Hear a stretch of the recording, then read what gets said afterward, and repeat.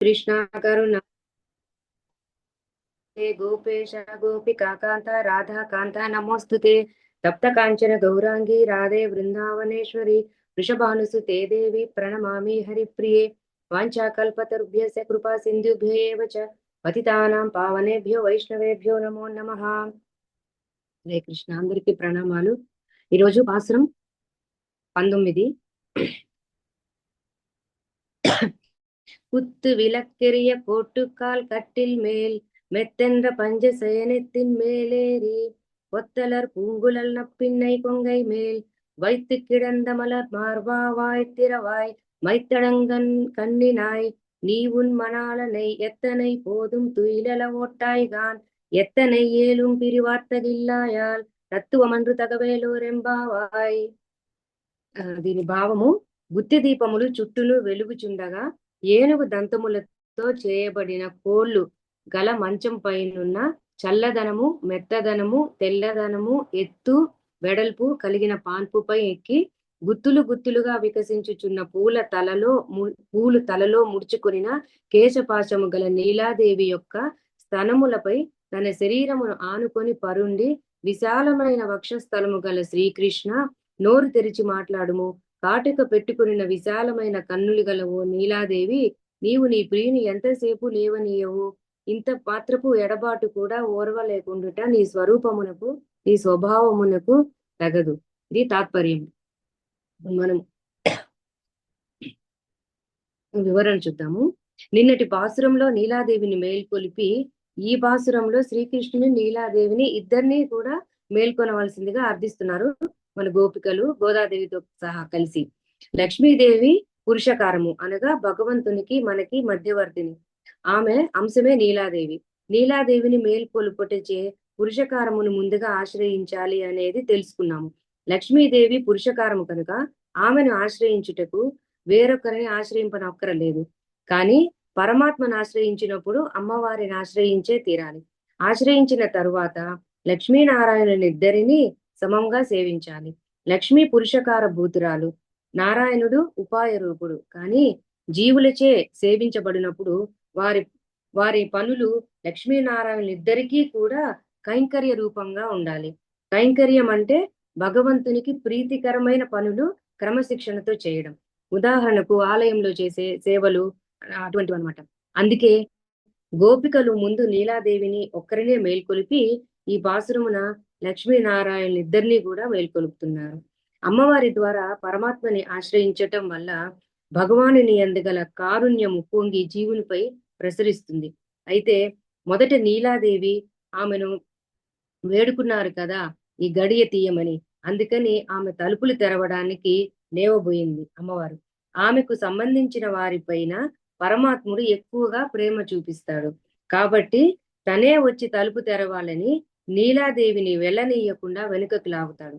వెనుకకు లాగి మంచంపై పడవేసి ఆమెపై తాను అదిమి పట్టి పడుకుని ఆమె స్పర్శ సుఖముచే ఒళ్ళు మరచి తలుపు తెరవకుండా ఉండిపోయారు. గోపికలు స్వామిని మేల్కొలిపి తలుపు తీయవలసిందిగా అర్థించారు. వీరి ప్రార్థనలు విని తలుపు తీయడానికి స్వామి లేవబోతుంటే నీలాదేవి తన కళ్ళతో తలుపు తెరవ వీలు లేదని స్వామిని వెళ్ళనివ్వకుండా ఆపుతుంది. అది చూసి గోపికలు, అమ్మా ఇది న్యాయం కాదు తల్లి, నీవు తలుపు తెరవవు, స్వామిని తెరవనీయట్లేదు, దయచేసి తలుపు తీయమ్మా అని ప్రతిమలాడుతున్నారు. ఈ పాసురము శృంగార రసభరితంగా ఉన్నట్లు అనిపిస్తుంది. కానీ ప్రేయసి ప్రియులు వాళ్ళ ఆలింగనము, ప్రేయసి ప్రియుల మధ్య ఘర్షణ మొదలైన వాటి గురించి ఇక్కడ తెలియజేయబడుతుంది. కానీ ఇది మనసులో జుగుప్సను పుట్టించవచ్చు. ఎవరికి? నాస్తికులకి.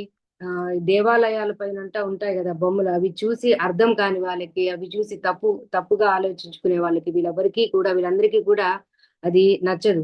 అయితే దీంట్లో తెలియజేయబడింది తాత్విక నిరూపణమే గాని శృంగారం కాదు అనేటువంటిది మనం అర్థం చేసుకోవాలి. మనం భక్తులం కాబట్టి ఖచ్చితంగా మనము తెలుసుకోవాలి.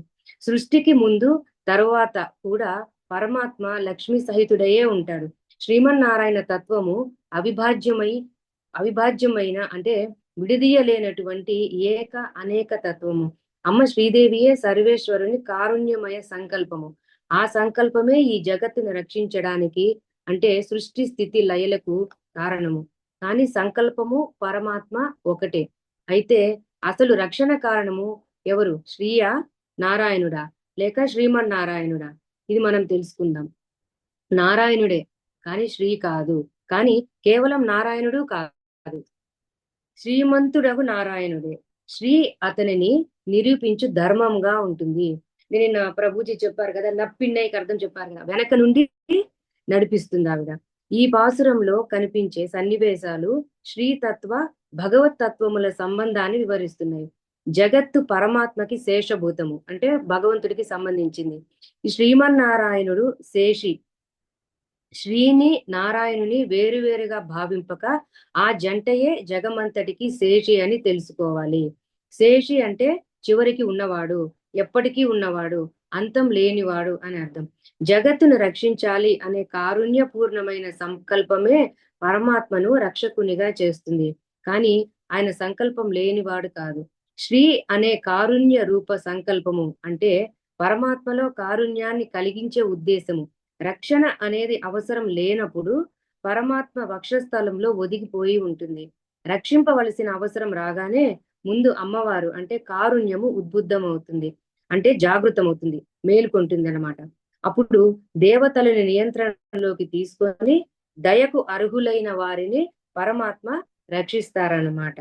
ముందు నీలాదేవి లేచి తలుపు తెరవడానికి రావడం, ఆమెను కృష్ణుడు అడ్డగించి పరుండవేసి ఆమె వక్షస్థలమున ఉండు భక్తి వాత్సల్యములకు వసుడై ఆమెను వదలలేకుండటం, మరలా శ్రీకృష్ణుని వదలమని నీలాదేవిని అర్థించడం మొదలగు శృంగార ప్రధానములుగా కనపడు సన్నివేశములు శ్రీమన్నారాయణ తత్వము నందలి శ్రీతత్వం నారాయణ తత్వముల సంబంధాన్ని వివరిస్తున్నాయి.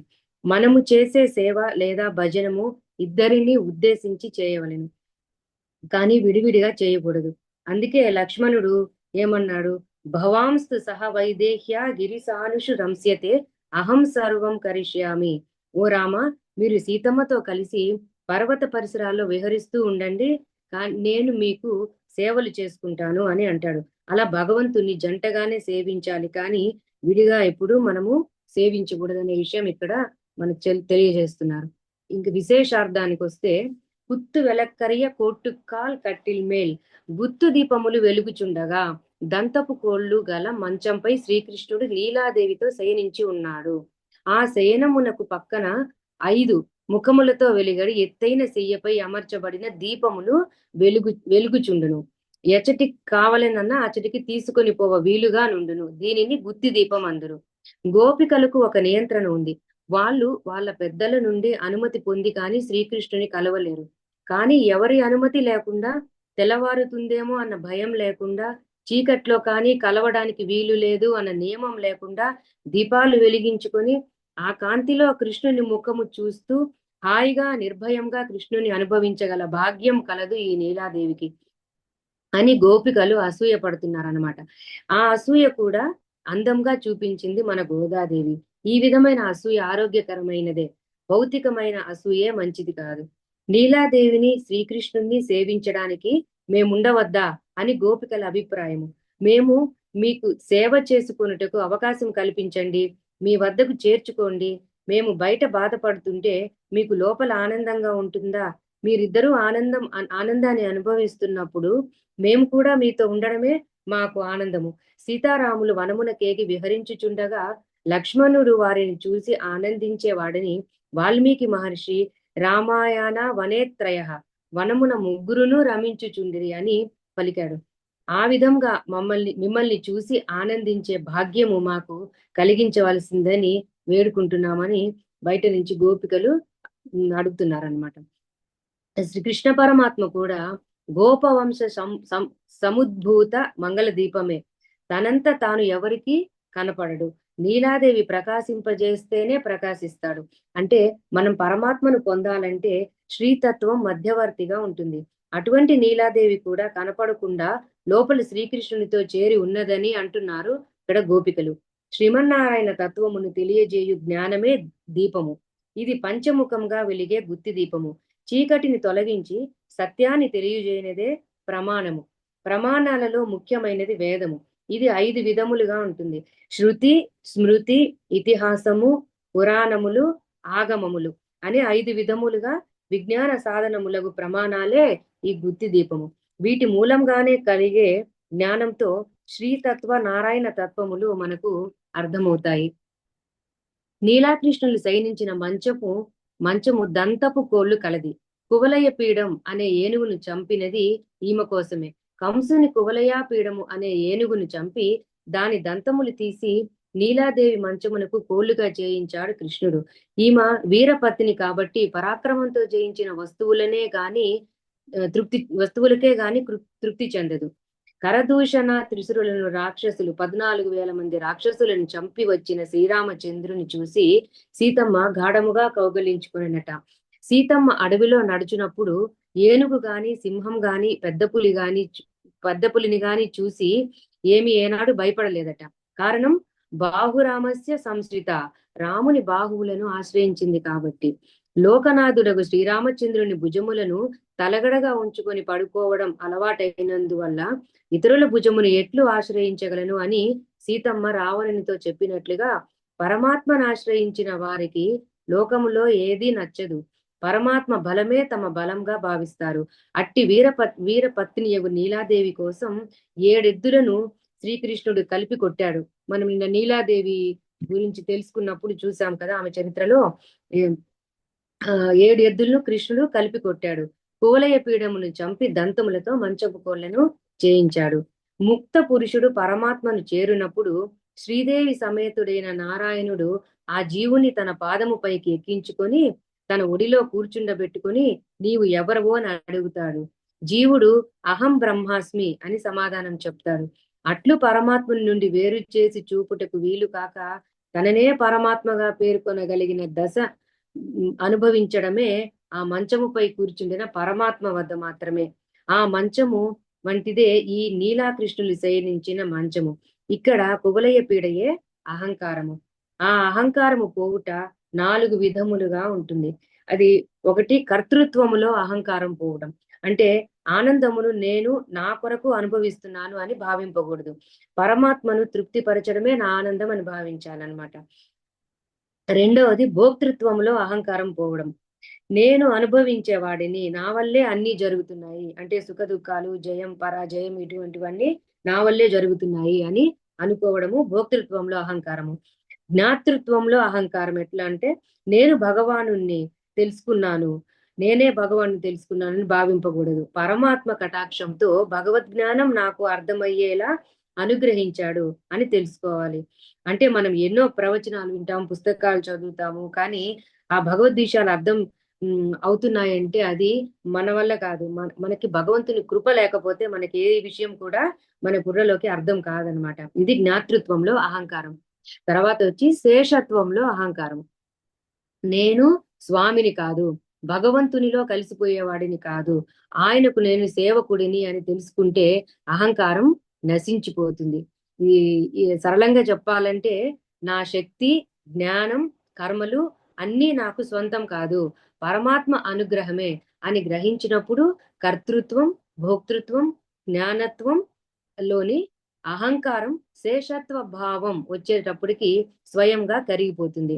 శ్రీమన్నారాయణ తత్వములు ప్రకాశించే జ్ఞానం అనేది దీపము వెలుగుచే కనపడు దంతపు మంచపు కోళ్ళ కర్తృత్వాభిమాన రహిత స్థితి. అంటే నేను చేస్తున్నాను అనే భావం లేకుండా ఉండే స్థితి. దీనిచే నిలుపబడిన మంచం పైననే శ్రీమన్నారాయణ తత్వము వ్యాపించి ఉంటుంది. అంటే మనము ఇంతకు ముందు 5 విధములైన ప్రమాణములు చూసాము. ఏంటవి? శృతి, స్మృతి, ఇతిహాసాలు, పురాణాలు, ఆగమనాలు. ఈ 5 విధములకు ప్రమాణములచే తెలియజేయబడిన అర్థములు 4 విధములుగా ఉంటాయన్నమాట. 4 విధములుగా ఉండే అర్థములే 4 మంచపు కోళ్ళు. ఇలాంటివి మన శాస్త్రాలలో ఎన్నో చెప్పబడి ఉన్నాయి. వాటిల్లో ఇప్పుడు కొన్ని తెలుసుకుందాము. దేహములు 4 రకాలు: దేవ, మనుష్య, తిర్యక్, స్థావరములు. వర్ణములు బ్రాహ్మణ, క్షత్రియ, వైశ్య, శూద్రులు. ఆశ్రమములు బ్రహ్మచర్య, గృహస్థ, వానప్రస్థ, సన్యాసములు. భగవద్భజనశీలురు, ఆర్తులు, జిజ్ఞాసు, అర్ధార్థి, జ్ఞానులు. పురుషార్థములు ధర్మ, అర్ధ, కామ, మోక్షములు. మోక్షము సారూప్య, సాలోక్య, సామీప్య, సాయుధ్యములు. మోక్ష సాధనములు కర్మ, జ్ఞాన, భక్తి, ప్రపత్తులు. మరణానంతర గతులు యామ్యాగతి అంటే యమలోకానికి వెళ్లే మార్గం, గర్భగతి మరణానంతరం మళ్ళీ తల్లి గర్భంలోకి ప్రవేశించే పునర్జన్మ ఉండే స్థితి, ధూమాది గతి అంటే కర్మ ఫలాల వల్ల స్వర్గానికి వెళ్లి మళ్ళీ పునర్జన్మకు దారి తీసే మార్గం, అర్చరాది గతులు వెలుగుతో ప్రారంభమయ్యే మరణానంతర దివ్య మార్గాలు. ఈ తర్వాత నెక్స్ట్ వచ్చి యుగములు, 4 యుగములు: కృత, త్రేత, ద్వాపర, కలియుగములు. యుగ ధర్మాలు: ధ్యాన, యజ్ఞ, అర్చన, సంకీర్తనములు. వ్యూహాలు: వాసుదేవ, సంకర్షణ, ప్రద్యుమ్న, అనిరుద్ధులు. భగవత్ క్రియలు: సృష్టి, స్థితి, సంసార, మోక్ష ప్రదత్వములు. పై విధముగా చతుర్విధములగు నుండు శాస్త్రములచే నిలపబడు మంచంపై నీలాకృష్ణులు శయనించి ఉన్నారు అని ఇక్కడ వివరిస్తున్నారు ఆ 4 మంచకోళ్ల గురించి. తర్వాత మెత్తండ్ర పంజు శయనెత్తిన్ మేలేరి, మెత్తనైన 5 లక్షణములు గల పాన్పుపై అధిరోహించి మెత్తనైన దూదితో తయారు చేయబడిన పాన్పుపై నీలాకృష్ణులు శయనించి ఉన్నారు. గోపికలు నీలాదేవిని అసూయతో అధిక్షేపించుటకు ఇలా అంటున్నారు: మేము బయట బాధపడుతుంటే నీవు లోపల ఎలా పడుకున్నావమ్మా? పిల్లలు బాధపడుతుంటే తల్లికి హాయిగా నిద్ర పడుతుందా అని అడుగుతున్నారు. ఈ పడకకు 5 లక్షణాలు ఉండాలట. వేసవి కాలంలో చల్లదనము, శీతాకాలంలో వెచ్చదనము, తర్వాత పరిమళము, తెల్లదనము, మెత్తదనము, విస్తృతత్వము. పంచశయనము, పంచ అంటేనే విశాలమైనది అని అర్థం. ఇక్కడ పడక అంటేనే మెత్తది. మళ్ళీ 5 లక్షణాలలో మళ్ళీ మెత్తగా ఉండాలి అని అంటున్నారు. అంటే 2 మెత్తగా ఉండే విషయాలు ఇక్కడ తెలుస్తున్నాయి. ఎందుకంటే మిగతా 4 విషయాలు ఎలాగున్నా మెత్తగా ఉండడం అనే లక్షణము ఎక్కువగా ఉండాలి. ఎందుకంటే భగవంతుడి శరీరము అంత మృదువైనది. తామరాకుకు భగవంతుడి పాదాలకు ఒకసారి పోటీ వచ్చిందట. ఎవరు మృదువైన వారు అని దాంట్లో ఏం తేలింది? భగవంతుడి పాదాలే మృదువైనవి అని భగవంతుడే గెలిచాడనమాట. అందుకనే తామర పువ్వు ఎప్పుడూ ఆయన పాదాల్ని తన తలపై పెట్టుకుంటుంది. పంచశయనం అంటేనే విశాలమైన పడక, మంచం అని అర్థం. ఇటువంటి మంచంలో నీవు ఒక్కదానివే పడుకోవడం న్యాయమా? మేమందరం కూడా పడుకోవలసిన మంచంలో నీవు మాత్రమే పడుకోవడం న్యాయమా అని అడుగుతున్నారు గోపికలు. తర్వాత కొత్తలర్ పూంగులల్ నెప్పిన్నై కొంగై మేల్ వైత్తు కిడంద మలర్ మార్బా వాయ్ తిరవాయ్. నీలాదేవి తలలో దాల్చగానే పూలు చెట్టుకు ఉన్నప్పటికంటే గుత్తులు గుత్తులుగా వికసిస్తున్నాయట ఇంకా ఆవిడ తల్లో. శ్రీకృష్ణ పరమాత్ముని స్పర్శ అమ్మవారి కేశములపై పడుట వలనే పూలు అలా అంత గుత్తులుగా వికసిస్తున్నాయట. మేము పూలు పెట్టుకోకూడదు అని నిశ్చయించుకొని వ్రతం చేస్తుంటే నీవు మాత్రం ఎలాగమ్మా ఇన్ని పూలు పెట్టుకున్నావు, ఇది నీకు తగునా అని బాధపడుతున్నారట గోపికలు. శ్రీకృష్ణుడు నీలాదేవిని క్రింద పడుకోబెట్టి ఆయన ఆమెపై పడుకుని ఆమెను తన వక్షస్థలంపై పడుకొన పెట్టుకుని అదుముకుని పడుకున్నాడు. కొంతసేపు తర్వాత ఆమె పైన పరమాత్మ కింద పడుకొని అదిమి పట్టుకొని ఎవరు క్రింద ఎవరు పైన ఉన్నారని తెలియలేనంతగా అదిమి పట్టుకొని ఉన్నారట. దీనిలో శృంగారమే ఎక్కువగా కనిపిస్తుంది. కానీ దీనికి ఒక ముఖ్యత్వం ఉంది. అది ఏమిటంటే మన మనసు ఈ భౌతిక ప్రపంచంలో ఉండే విషయాల చుట్టూనే తిరుగుతూ ఉంటుంది. ఎన్నో జన్మల నుంచి చేసుకున్న పాప పుణ్యాల ఫలితం కదా. భగవంతుని సేవించడానికి రమ్మంటే రాదు. కొంచెం సేపే మన మనసు భగవంతుని దగ్గర ఉండగలుగుతుంది. ఈ జగమంతా ప్రేమ కామంతో కూడిన ప్రేమతోనే ఉంటుంది, మునిగిపోయి ఉంటుంది. ఈ అల్పమైన ప్రపంచంలో ఉండే కామ సహితమైన ప్రేమను ఎంతసేపు అనుభవిస్తావు? దాన్ని దైవిక శృంగారంగా నేను చూపిస్తాను అని భగవంతుడి జీవుని బాగు కోసం ఈ లీలల్ని చేస్తున్నాడు. భగవంతుని శరీరం శుద్ధసత్వమైనది, అమ్మవారి శరీరము శుద్ధసత్వమైనది. మానవ శరీరం లాంటిది కాదు. అవి దివ్యమంగళ స్వరూపాలు. ఆ శృంగారంలో ప్రపంచ దోషాలు ఏవీ ఉండవు. మనం ఎప్పుడైతే ఇటు తిరుగుతామో మన మనసులో ఉండే దోషాలన్నీ మాయమవుతాయి. శుద్ధసత్వం మనలో కూడా ఉద్భవిస్తుంది. ఈ ప్రపంచ కామం మన నుండి పూర్తిగా దూరం అవుతుంది. ఈ విషయాన్ని తనియంలోనే పరాశర భట్టర్ ప్రస్తావన చేశారు. అంటే ఇది ఎంత ముఖ్యమైన విషయమో మనము అర్థం చేసుకోవచ్చు. అలాగే కంచి కామకోటి పీఠాధిపతి కూడా ఈ విధంగా చెప్పారు.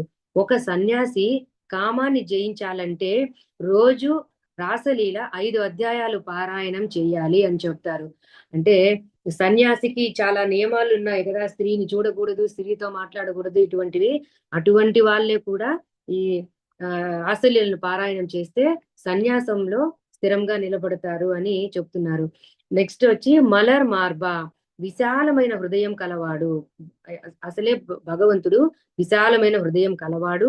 అమ్మవారు ఆలింగనం చేసుకోవడం వల్ల విశాలంగా పెరుగుతున్న హృదయం కలవాడు. ఆండాలతో సహా గోపికలందరూ వచ్చి ఆలింగనం చేయబోతారు కాబట్టి పెరగబోతున్న హృదయం కలవాడు అని ఆండాల్ తల్లి వివరిస్తోందని పరాశర భట్టర్ ఇక్కడ తెలియజేస్తున్నారు. దాని తర్వాత మెత్తడ కన్నిన్నాయ్. మెత్తడ కన్నిన్నాయ్ అంటే కాటుకచే విశాలమైన కన్నులు కలదానా. అమ్మవారి కళ్ళు చాలా విశాలంగా పెద్దవిగా ఉంటాయని మనం విన్నాం కదా. గోపికలు పిలుస్తుంటే భగవంతుడే నేరుగా వచ్చి తలుపు తీద్దామని రాబోతుంటే అమ్మ తన కనుసైగలతో వెళ్ళకూడదని ఆజ్ఞాపించింది. అది చూసి గోపికలు చాలా ఆందోళన పడిపోయారు. భర్తృప్రేమ, పుత్రవాత్సల్యము, ఇవి రెండు గుణములు కల కాటుక భక్తి ప్రేమాంజనమును ధరించిన నీకు ఇది తగునా అమ్మా? మేము కాటిక పెట్టుకోము అని ప్రతిజ్ఞ చేసి కాటిక పెట్టుకొనుట మాని ఉంటే నీవు కాటిక పెట్టుకోవడం తగదమ్మా. మాకు కాటిక పెట్టించుకొనుటకు నీ కాటిక సాయపడవలనే కాని నీకోసం కాదు కదా.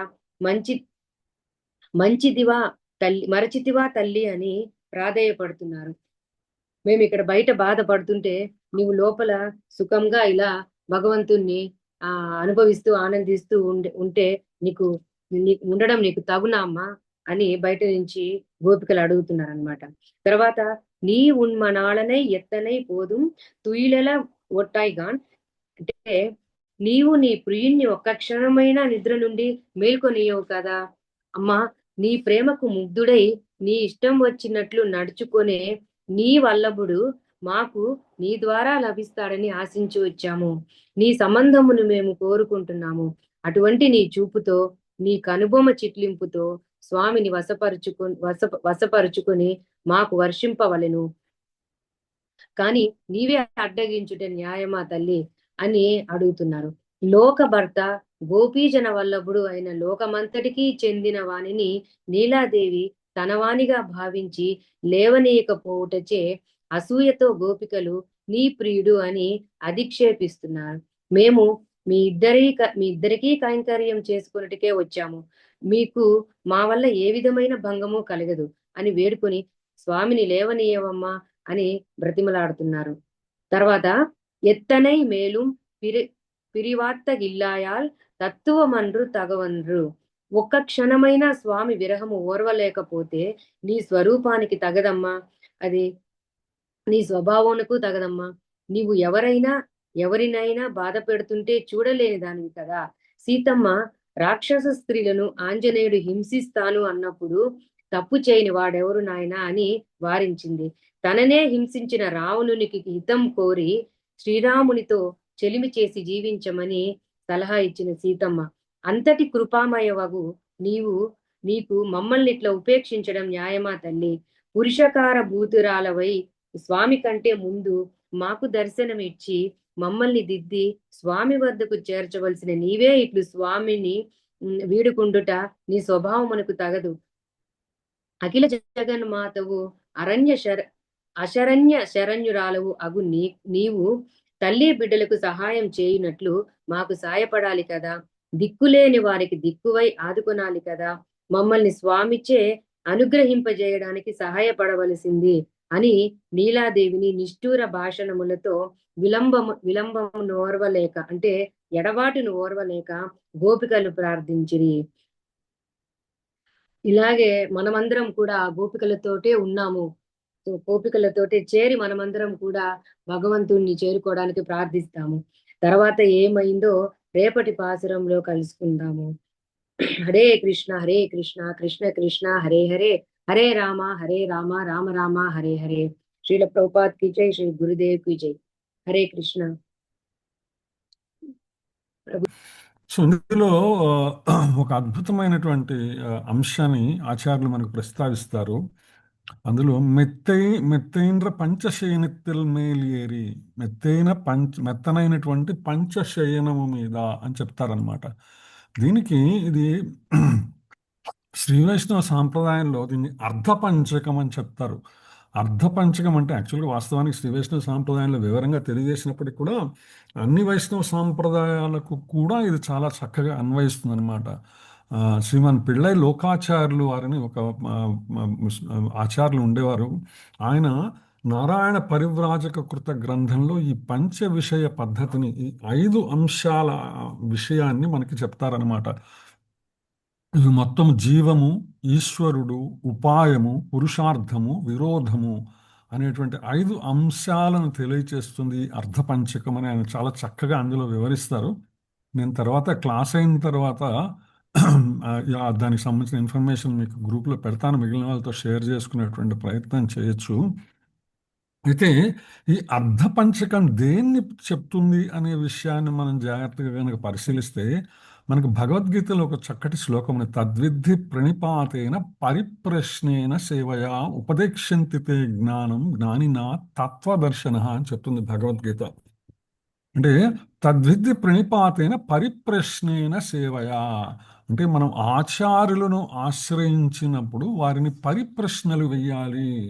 పరిప్రశ్నలు వేయటం ద్వారా మనకి జ్ఞానిన తత్వదర్శిన, ఉపదేశినప్పుడు ఆచార్యులు జ్ఞానాన్ని ఉపదేశిస్తారు. ఆ జ్ఞానం ద్వారా మనకు తత్వం దర్శనం అవుతుందని చెప్తారనమాట. శ్రీమాన్ శ్రీభాష్యం అప్పలాచార్యులు గారు పరిప్రశ్న అనే దానికి చాలా చక్కటి వివరణ ఇస్తారనమాట. పరి అంటే సంస్కృతంలో మనను చుట్టి ఏవైతే ఉన్నాయో, మనతో కూడి ఏవైతే ఉన్నాయో, మనము దేనికి సంబంధించిన వాళ్ళమో అనేటువంటి విషయాన్ని చెప్పేది పరిధి అంటుంటాం కదా మనము.